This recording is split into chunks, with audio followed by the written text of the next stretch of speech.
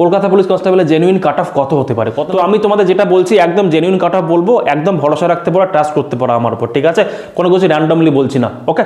চলো, hello everyone, welcome to exam store. দেখো আজকে আমি তোমাদের সঙ্গে আলোচনা করব কলকাতা পুলিশ কনস্টেবলের জেনুইন কাট অফ কত হতে পারে, কত নাম্বার পেলে তোমরা পিএমটি পিইটির জন্য ডাক পেতে পারো, কত নাম্বার পেলে তোমরা মেইনসের জন্য প্রিপারেশন শুরু করবে, সমস্ত কিছু আলোচনা করবো। অবশ্যই সম্পূর্ণ ভিডিওটা খুব ভালো করে দেখবে। আর ভিডিও শুরু করার আগে একটা কথাই বলবো ভাই, সেটা হচ্ছে আমি যে তোমাদের কাট অফটা বলছি, কাট অফটা প্রেডিক্ট করছি, সেটা কিন্তু আমি আমার মন থেকে কোনো কিছু বলছি না বা র্যান্ডমলি কোনো কিছু বলছি না। আমি কিন্তু সমস্ত কিছু তোমাদের অ্যানালাইসিস করে ডেটার উপর বেস করেই বলছি, কারণ এখানে আমি তোমাদের প্রায় 2,500 থেকে 3,000 স্টুডেন্ট ডেটা কালেক্ট করেছি, তোমরা কত করে নাম্বার পাচ্ছ সেটা অ্যানালাইসিস করেছি, প্লাস আমি তোমাদের প্রিভিয়াস ইয়ার ট্রেন্ড দেখেছি, তোমরা যে প্যারামিটারগুলো প্রিভিয়াস ইয়ার ছিল, তোমরা কত নাম্বার ছিল, কতগুলো ভ্যাকেন্সি ছিল, ওই হিসেবে কাট অফ কত গিয়েছিল, ওকে?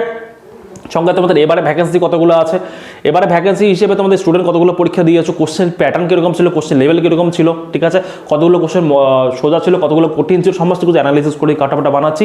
অবশ্যই সম্পূর্ণ ভিডিওটা দেখবে, এটা একদম জেনুইন কাট অফ হবে, ঠিক আছে? ভিডিও শুরু করার আগে তোমাদের আমি একটা জিনিস দেখাতে চাই, সেটা হচ্ছে এর আগে আমি তোমাদের একটা কাট অফ প্রেডিক্ট করেছিলাম, সেটা হচ্ছে ডাব্লিউবিপির কাট অফ প্রেডিক্ট করেছিলাম। আমি নর্মালি পরীক্ষা হওয়ার সঙ্গে সঙ্গে কাট অফ প্রেডিক্ট করি না, কারণ আমি অ্যানালিসিস করতে চাই, আমি ডেটা কালেক্ট করতে সময় লাগে, অনেকে ডেটা দেরি করে দাও, ঠিক আছে? এই ডেটা কালেক্ট করতে সময় লাগার জন্য আমি নর্মালি সঙ্গে সঙ্গে প্রেডিক্ট করি না, এতে ভুল হওয়ার চান্স অনেক বেশি থাকে, একটু ডিলে প্রেডিক্ট করি, বাট আমি যেটা বলি মোটামুটি সেটাই কাট অফ হয়, ঠিক আছে? যেমনটা আমি এখানে বলেছিলাম ডাব্লিউবিপিতে তোমাদের কাট অফ যাওয়ার কথা ছিল ইউআর ক্যাটাগরিতে 45 প্লাস মাইনাস 2, আমি বলেছিলাম তোমাদের 48 কাট অফ গেছে, ঠিক আছে? আমি ওবিসি এর ক্ষেত্রে 43 প্লাস মাইনাস 2 বলেছিলাম, 41 কাট অফ গেছে, মানে 1 নাম্বার 2 নাম্বার 1 নাম্বার করে এদিক ওদিক হয়েছে, ঠিক আছে? তো আমি তোমাদের যেটা বলছি একদম জেনুইন কাট অফ বলবো, একদম ভরসা রাখতে পারো, ট্রাস্ট করতে পারো আমার উপর, ঠিক আছে?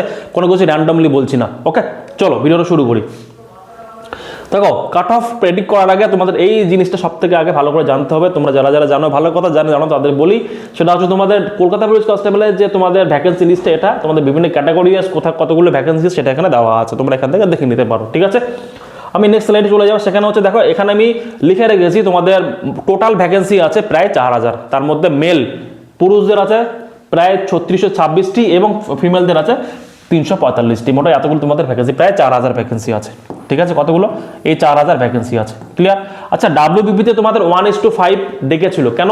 কারণ তোমাদের একটাই স্টেপ ছিল, ওখানে শুধুমাত্র মেন্স পরীক্ষা হয়েছিল, বাট তোমাদের কলকাতা পুলিশ কনস্টেবলে কি হবে, 3টা স্টেপ আছে, পিএমটি পিইটি প্রি আছে, মেন্স আছে, প্লাস তোমাদের ইন্টারভিউ আছে, মানে পার্সোনালিটি টেস্ট আছে, মানে 4টা স্টেপ আছে। এতগুলো স্টেপের জন্য তোমাদের একজনের প্রতি 1:20 করে ডাকবে, মানে একজনের প্রতি 1:20, মানে একটা ভ্যাকেন্সির প্রতি 20 জন করে ডাকবে। তাহলে আমি এখানে বলতে পারি 4,000 যদি সিট থাকে, একটা সিটের জন্য যদি 20 জন করে ডাকে, তাহলে মোটামুটি 80,000 স্টুডেন্টকে, মানে 80,000 স্টুডেন্টকে ডাকবে, ঠিক আছে? এতগুলো স্টুডেন্টকে ডাকবে। আমি এই 80,000 স্টুডেন্টের উপর বেস করে কাট অফটা প্রেডিক্ট করছি, ঠিক আছে? আমি ভ্যাকেন্সিটা লিখছি কেন? কারণ মোস্ট ইম্পর্টেন্ট জায়গা এটা, তোমাদের ভ্যাকেন্সিটা জানতে হবে, এবং জানতে হবে এতটুকু যে তোমাদের কতগুলো স্টুডেন্ট পাস করছে, ঠিক আছে? ওকে, চলো নেক্সট দেখো। নেক্সট যাওয়ার আগে আমি তোমাদের একটা কথা বলবো, তোমরা যারা যারা কলকাতা পুলিশ কনস্টেবলে মেন্স দেবে, ঠিক আছে, তাদের জন্য আমি মেন্সের ব্যাচ কিন্তু অলরেডি লঞ্চ করে দিয়েছি। আমি তোমাদের সমস্ত সাবজেক্ট পড়াচ্ছি, ঠিক আছে?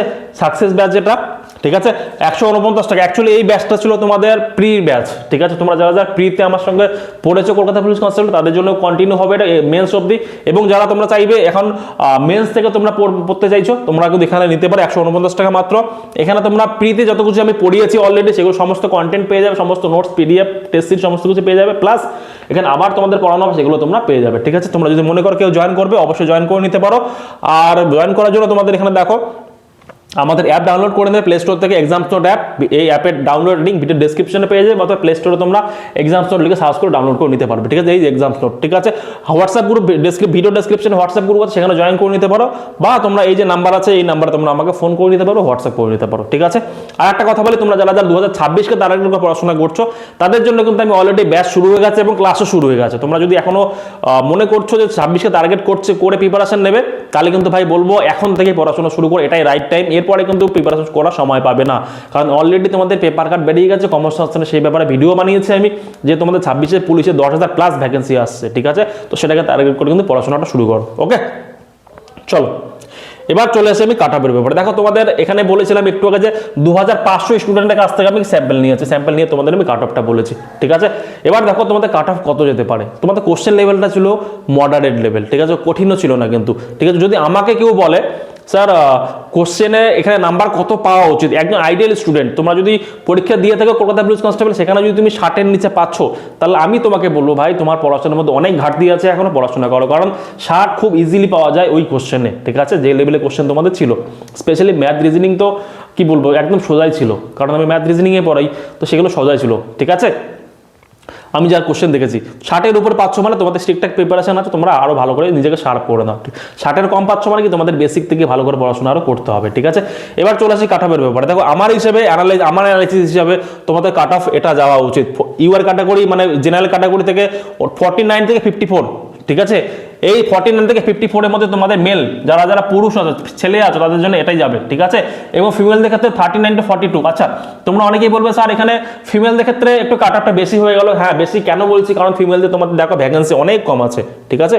ফিমেলদের 345টার মতো ভ্যাকেন্সি আছে, দেখো আমি তোমাকে একবার দেখিয়ে দেবো জাস্ট, 345টা ভ্যাকেন্সি আছে, তো কাট অফটা একটু হাই যেতে পারে, কারণ কি মেয়েরা এখন পড়াশোনা করছে। আমার যতগুলো ব্যাচ আছে, যতগুলো মেয়ে আছে, সবাই কিন্তু খুব ভালো পড়াশোনা হচ্ছে, ক্লাসে খুব অ্যাক্টিভ ওরা, ঠিক আছে। বাকিরাও পড়াশোনা করছে, ছেলেরা পড়াশোনা করে, বাট মেয়েরা এখন বেশি অ্যাক্টিভ আমি দেখছি, ঠিক আছে। তো তোমাদের 39 to 42 তোমাদের ফিমেলদের কাট অফ যেতে পারে, ঠিক আছে। এটা ম্যাক্সিমাম, এর বেশি মেয়েদের যাবে না, ঠিক আছে। আচ্ছা, এসসি ক্যাটাগরি পুরুষদের মেল কত যাবে 43, এসসি 43 বেশি যাওয়া উচিত না, বা যেটা যেতেও পারে, কারণ তোমাদের কোশ্চেন লেভেলটা ঠিকঠাক হয়েছে, যারা যারা একটু পড়াশোনা করেছো ভালো স্কোর করে আসতে পারবে, ঠিক আছে, যারা যারা একটু পড়াশোনা করেছো আর কি, ঠিক আছে। আর ফিমেলদের ক্ষেত্রে 36 যাওয়া উচিত, ঠিক আছে, কারণ ভ্যাকেন্সি অনেক কম আছে, ওকে। এসটির ক্ষেত্রে কি আছে, এসটির ক্ষেত্রে তোমাদের যারা যারা মেল ক্যাটাগরি তারা 30 থেকে 35 পেলেই তোমরা পাস করে যাবে, এটা ম্যাক্সিমাম, ঠিক আছে। ফিমেলদের ক্ষেত্রে সেম, এটা তোমরা 28 থেকে 32-এর মধ্যে তোমরা নাম্বার যদি পেয়ে থাকো, তাহলে তোমরা পিএমটি পিইটির জন্য প্রিপারেশন নাও, ঠিক আছে। ওবিসি এবং ওবিসি বি এটা বলবো তোমাদের 45-46 কেন, কারণ তোমাদের ভ্যাকেন্সি খুব একটা ডিফারেন্স নেই, প্রায় আশেপাশে 105টা আর 72টা এরকম মোটামুটি তোমাদের ভ্যাকেন্সি ফিমেলদের ক্ষেত্রে আছে, তো তোমাদের কাট অফটা খুব একটা ডিফারেন্স ক্রিয়েট করবে না, ঠিক আছে। ফিমেলদের ক্ষেত্রে এখানে বলা আছে 37-38 হতে পারে, বা এখানে আরো কম হবে, এটা ফিমেলদের ক্ষেত্রে ম্যাক্সিমাম নেওয়া আছে, 37 জায়গায় 32 হয়ে যেতে পারে, ঠিক আছে। 37 জায়গায় 32 হয়ে যেতে পারে, 32-33 হয়ে যেতে পারে, ঠিক আছে।